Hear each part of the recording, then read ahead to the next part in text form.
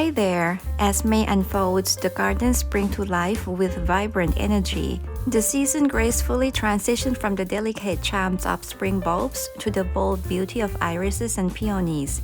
Even the conifers are putting on a show, revealing their fascinating cones in a variety of shapes and colors. Come along and explore the garden evolving. There's something new and delightful around every corner. In the first week of May, the garden still holds on to the last whispers of spring. The late-blooming tulip linger, including Tulipa sonnet. At first, I wasn't fond of its bold yellow and red contrast, but as the blooms age and soften, their colors mellow into something unexpectedly charming. Alongside the last of the spring bulbs, Tulipa merlot and Tulipa Sarah raven add rich dramatic tones to the garden's late tulip display. The mid-season Darwin tulips are still going strong into the early May. Their blooms can last beautifully in the garden as long as heavy rain doesn't come to wash their delicate petals away. To enjoy tulips for as long as possible, try planting a couple variety in the group of the different bloom times. This way you can stretch the tulip season across several seasons and keep your garden vibrant well into May. I have put together a video on how to extend tulip time in the garden and the varieties that are more reliable of coming back.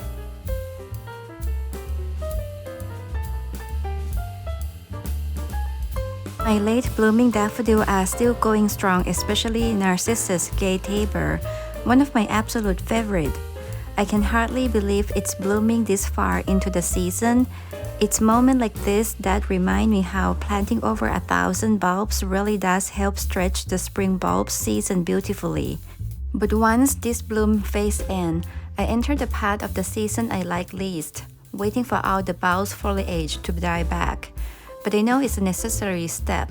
Letting the foliage fade naturally is what allows the bulbs to store energy and return strong next year. I forgot to mention the very last daffodil to bloom in my video, Poeticus.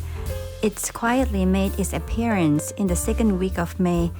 Although the flowers are small, but as it begins to open, the reblooming iris, Double Your Fun, joins the show, creating a beautiful overlap of spring's finale and early summer's promise. I planted Double Your Fun and Slovak Prince irises together, hoping for a stunning display in that spot, but despite my best planning, they have never bloomed at the same time. Early May is also a time for the conifer to put on the spectacular show with their beautiful cones. Here I have Picea pungens ruby teardrops features the vivid ruby cones against the striking blue foliage. And Picea abies puts on the show with its vibrant pink cones. This year, my clematis Omoshiro escaped the rabbits. I especially love its silvery white petals aged in pink, which mature into the soft pearly brush. My Geum Mai Tai is the first to bloom, soon followed by the Totu tangerine. Both brighten the garden with their long-lasting bloom, often lasting nearly a month. Columbine is another great plant that helps bridge the gap between the spring bulbs and the summer perennials in the garden.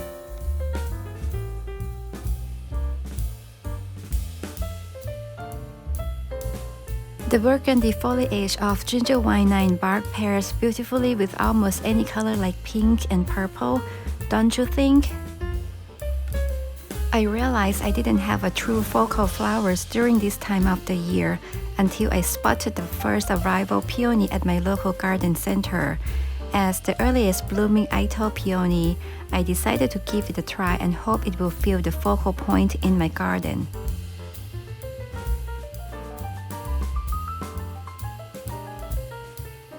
By mid-May, my variegated irises began to bloom, and I absolutely love them. I grow both white and yellow variegation forms. Not only do they offer the elegant spade-shaped foliage, but their striking variegation adds the bright pop of the interest to the garden for the all season long. The scent, like bubblegum grapes perfuming the entire garden, what more could you ask from the plant?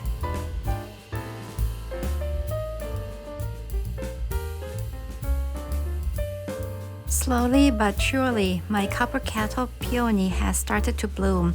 This is the third year, the one I have been patiently waiting for.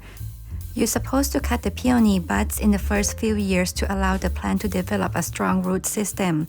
Still, I have let one flower bloom each year just to enjoy a glimpse and to make sure I got the right variety.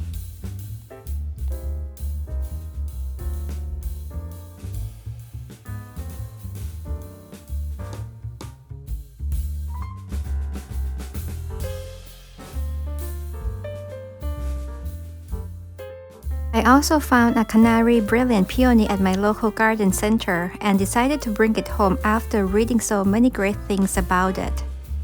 By May 19, Slovak Prince breeded iris started blooming. It didn't thrive in the backyard this year due to overcrowding, which led to the rhizome to rot. I need to dig up and replanted them properly. Thankfully, one bloomed nicely in the front yard. Looking back, I wish I had chosen a fragrant reblooming variety. Many look similar anyway, and that would have added more value for a small space gardener like me.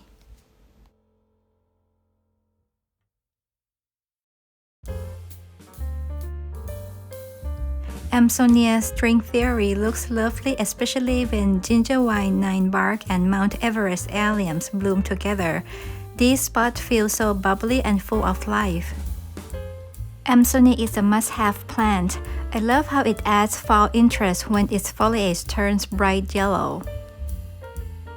We had a nice pause from the rapid heat and insect in May, with the refreshing weeks of 50 to 60 degrees. While many were hoping for 70s, I didn't mind. It helps slow the peonies from the blooming too quickly, giving me more time to enjoy them.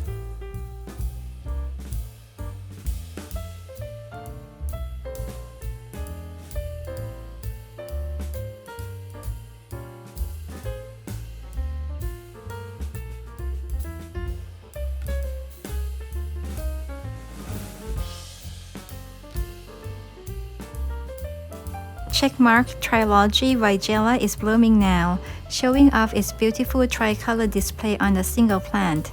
Still, I feel like there's a bit too much color in the garden at the moment, with sudden bursts of pink from Weigela and coral charm. But those bloom as short leaves. This Weigela was actually one of the first shrubs I planted before I realized how much I love the softer tone of purple and salmon orange in the garden.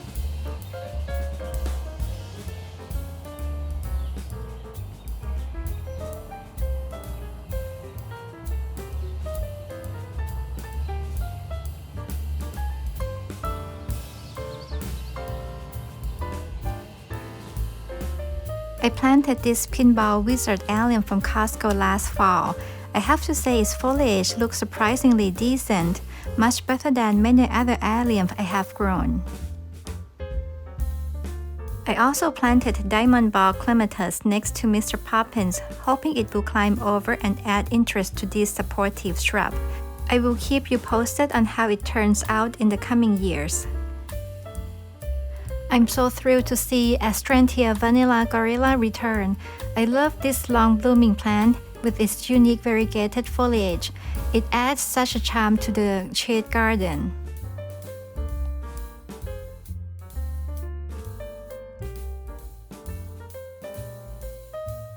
As Memorial Day arrived, the Iris Concord Crush put on its unusual stunning display with rich violet glow.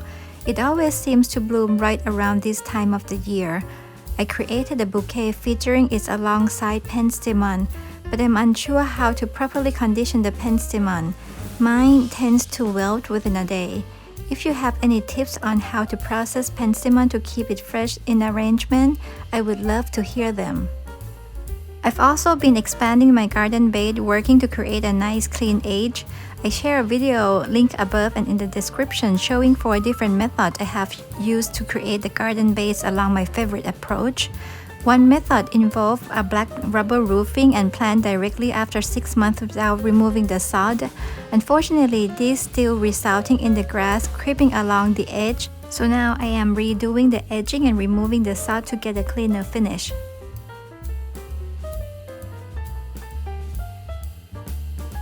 I'm also putting in the temporary stair. I just can't stand the grass and weeds taking over. It's a work in progress, but once I can afford it, I'm planning to install irrigation and have professionals finish the stairs. This month I also potted Costco dahlia that I pre-sprout under the grow light back in February. I planted florid zinnia too, got the seedling as a gift for registering for the flower arrangement workshop. Toward the end of May, my also easy Italian ice rose ordered online in December started blooming, but something's been eating my foliage. This is why I hesitate to grow roses. I suspect flea beetles and plan to try neem oil. No worm spotted, no fertilizer on the leaves, planted in full sun with good spacing, and its disease-resistant variety. Still, the pests found it. If any rose growers have advice, I would love to hear it. And that brings us to the end of the video. Thank you so much for spending your time with me. I truly appreciate it. I hope you enjoyed seeing how my May garden has evolved. If you did, please consider liking and subscribing to support the channel. Until next time, take care and goodbye.